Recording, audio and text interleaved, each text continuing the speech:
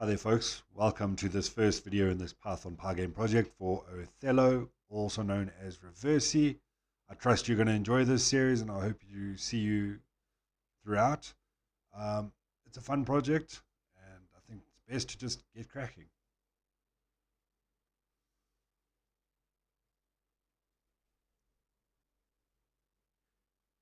But the first thing we're going to do in our game is we're going to import the modules that we're going to need. So we're going to import Pygame. We're also going to import the random module because we will need that later on. We're also going to import the copy module. We're going to put it on its own line, of course. Import copy. Right. The first thing I'm going to do is we're going to create a class. We're going to create the actual game class as soon as we learn how to spell Othello. Okay. So obviously when we create a class in Python, we do need to create the redundant method. We don't need to pass it any arguments. We're just going to run, the first thing we're going to do is we're going to run the pygame.init method. Right. Once we've initialized pygame, we're going to create a attribute in classes. It's called an attribute, I believe. Anyway, self.screen is going to equal to pygame.display.setMode. And we're just going to hard code it with 100, 800. Right. We're going to then change the caption. Set caption. We're going to make it say Othello. As soon as we learn how to spell. Come on. Right. So that's basically generating the start of the game. We're going to go with, we're going to create ourselves the methods. There's going to be 3 methods in this class. Def.run. Okay. We're just going to say pass for now. Def.update. That will also say pass for now. And we'll have def.draw method. And for that one as well, we will just pass for now. Great. So in our init method, we're going to come back to the init method. At the bottom, we're going to say self.run, and that's going to equal to true. Right. And then in my run method, we're going to say while self.run is equal to true. Right. We'll just pause for now because it's going to be a loop. Self.run. Okay. In self.run, we're then going to run the 3 methods. We're going to run self.update and self.draw. While we're busy here, there's one more method we've left out. Self.input. Okay. If input. Right. So we've obviously gone, we went down to our draw method, and in our draw method, we're going to actually draw the stuff, the game to the screen. Self.draw. I'm going to say self. Oh my goodness. Self.screen. Fill, because we want a black background. 0, 0. Oh my goodness. 0, 0, 0.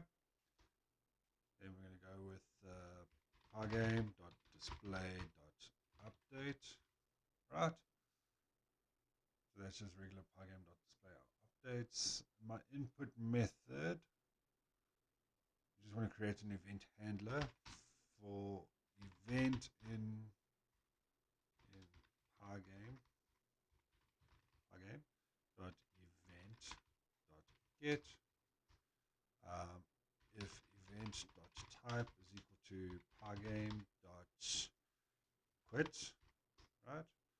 In that case, we want to change the self dot run to false. All right. So what we've done now is basically we've created a Othello class, which is going to be our main game, our game function object, right? So once the Othello class is initialized, the Pygame gets initialized, the self.screen gets the actual game window gets initialized with its screen height and screen width.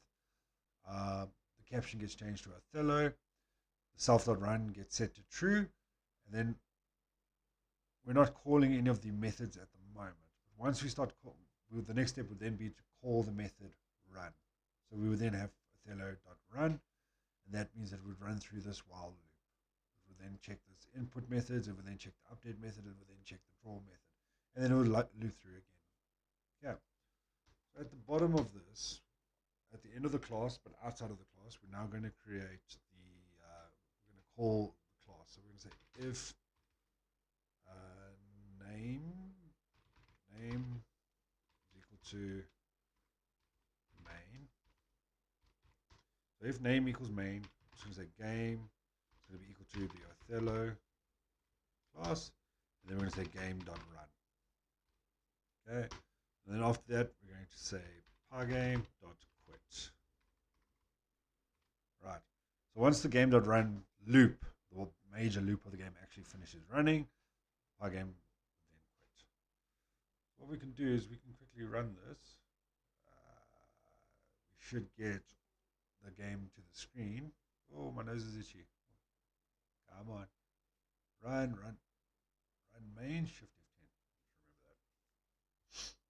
There we have our game appearing on the screen. It's black screen, of course, because there's no images or anything being pushed to the screen. We just have the base game. Excuse me for a second. Right, so we have the game screen window there. Let's close it. Let's go back to the game. Right, so the next thing we're going to put together is the actual game grid. And in order to do that, we're going to build a new class, or create a new class. We're going to call that class grid. Let's be straightforward and simple. And we're going to pass this class a couple of arguments when we create the class, when we call it. So the first one we pass the argument is the rows, columns, size, and main, which will be the actual game object being passed to the class, to this new class. So first we're going to have say self.game will be equal to main. Self.y will be equal to rows. Self.x will be equal to columns. Self.size will be equal to size. Okay. Right. And in this grid, the things we're going to do is we're going to, if I have it right,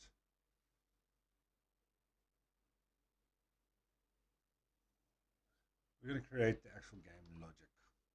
So we're going to create an attribute called self.grid logic. Let's spell it right. Logic, self.grid logic, and we're going to say equal self.regen grid. We're going to pass it to self.y and self.x arguments. So obviously we don't have a method called regen grid, so we're going to go ahead and create that grid, that method right now. So let's go and create that method, regen grid. We're going to pass it two arguments. We're going to pass it the rows, and we're going to pass it columns. Okay, the arguments have been passed to it. Let's give it a little comment. Generate an empty grid for logic use. Right. So grid is equal to an empty list. We're going to say for y in range rows. Right. And then we're going to have a line is equal to an empty list. Then for x in range columns. Okay. We're going to say line dot append 0. Okay. Break out of that loop. We're going to say grid dot append line. Right. Then we're going to return grid. Fantastic. Fantastic, fantastic, fantastic. The next we want to do is we quickly want to print that grid to the screen. So what we want to do is we want to be able to call this grid to our screen. Let's just move this. We want to call this grid to our screen so to make sure we have it running correctly. we're gonna define a method. We're gonna call it print game logic board, right? And we're basically gonna say print. If I have it right, it's space A, then B, C, D, E, F, G, H, and I think that'll be it, right? And then for I and row, enumerate self.grid logic. Okay, and so the line will be equal to F special character, I for the number, or the index thingy, right? Dot L justified, 3 spaces, letters of 3 spaces, and then the space in the middle, or space, right? And then for item in row, line will be plus equals F item dot center of the 3 space 3, and then again it'll be an empty space, and then plus that squiggly thing, that straight line. All right. Then we want to print that line. Okay. And let's just add a print function there, just to include an empty space. So we want to be able to call this print game logic board, and we're going to do it in our input function of our original Othello class. So go up to our original Othello class, and we need to add here if event.type is equal to Pygame.quit. Just below that, we're going to say if event.type is equal to Pygame.mouse button down, right? So if the mouse button is being pressed, and if that event.button is equal to 3, meaning we're pushing the scroll button. No, not the scroll button. I think we're pushing the right click button. 3 is the right click button, I think. We then want to call self.grid.print game logic board. All right. So now obviously we don't have a self.grid attribute inside of our Othello class, so we need to go ahead and create that. Yeah, just above my self.run, we're going to say self.grid, and that's going to be the grid class, self.rows, self.columns, 80 by 80 is the size we're going to go with for this each image, and we're going to pass it ourselves. Remember when we created the class, we were passing it our own object. Okay, we don't have self.rows and self.columns, so let's just go ahead and create those quickly. Self.rows is equal to 8, self.columns is also equal to 8. So if we go ahead and run this, Shift F10, okay, the game is running. If I hit the right click button, if I have it, there we go. I'm just going to close the game screen. I'm just going to lift this up so you can see. We now have our game grid. Look at that. Isn't that fantastic? Fantastic. All right, fantastic. We saw that the grid printed. We're happy with that. I think while we're still busy with the actual grid, I think it's best. So let's go ahead and let's add the images for the tokens into the game so long, the actual images themselves. This is fairly straightforward. It's going to require us to just build one function, just a function just to load the images into the game. So for the actual tokens, and then we'll create the functions for the actual game board background as well. So right at the top of the screen, I'm going to create a function, a utility function. Let's just create a section. Let's go with utility functions. So under the utility function section, let's just create a function called def load images. We're going to pass it the path. We're going to give it a size argument. Okay, straightforward. Image is going to be equal to pygame.image.load. The path, right? what's going on here? That, right? Then we're going to .convert alpha. Okay. Once we have that, we're then going to say image is going to be equal to pygame.transform.scale image, the size, with our size argument, right? And then we're going to return that image. It's a very straightforward little utility function. Just give it a little comment. Load an image into the game and scale the image. Oh, spelling is atrocious. And scale the image. Alright, so let's go back down to our class, Othello class. Let's go back up. Hang on, before the classes, let's just separate the sections. Classes. Okay. Back to my grid class. In my init method, we're going to go with a self.white token. That's going to equal load images tokens white token dot png, and it's going to be size, if I have it right, self.size. When I create the class, we used the size was 80 by 80, so we're just going to give it an argument of size. Okay, it's self.black token, not token, it's token. That's going to be equal to load images tokens. Let me just double check this quickly. I may be making a mistake here. Come on, there we go. I just want to check one thing quickly. Exit presentation mode. Yeah, see they're in assets, so we actually need to go with assets.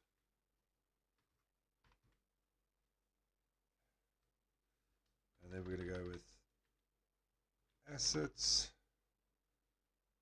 Let's go back to presentation mode. It's a lot easier for you to see what's going on. We're going to go with, where are we now? There we go. Assets, black token.png, and the size argument for scale. All right. While we're busy loading in these images, we're just going to load in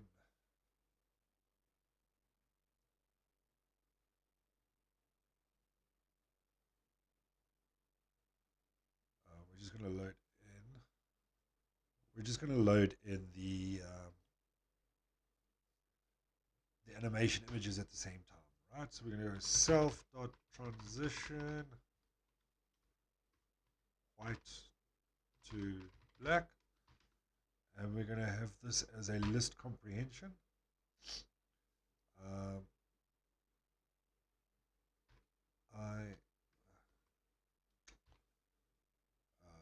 Load images, right? The path is going to be, just need to put an F there. Assets, remember? Assets, it's going to be black to white.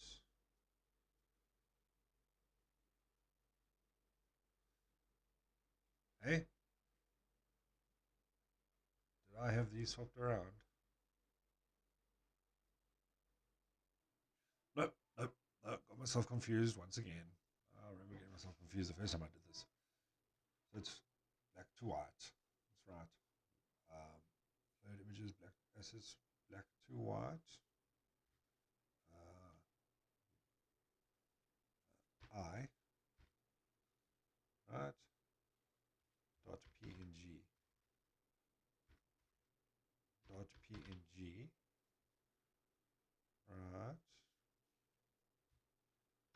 and then self dot size. Okay. Load images for I in range 1 and 4. Right? And then we're going to do the Same thing, self dot transition black to white. It's going to be equal to load images. Oh, let's go back to presentation mode. Sorry. Easier for you to read what's going on. There we go. Load images if assets white to black, but we want to have that as an I. Sorry, I'm using a list comprehension here, as I feel it'll be a lot quicker and shorter and save space on the coding. For I in range 1, 4. So what we've done in this two codes of line is we're going to load up 3 images to this transition list. All right. So I'm going to run this quickly to see if we pick up any errors. We shouldn't. We haven't picked any errors up. Good stuff. Okay. No errors, so that's written correctly. That's fantastic news. That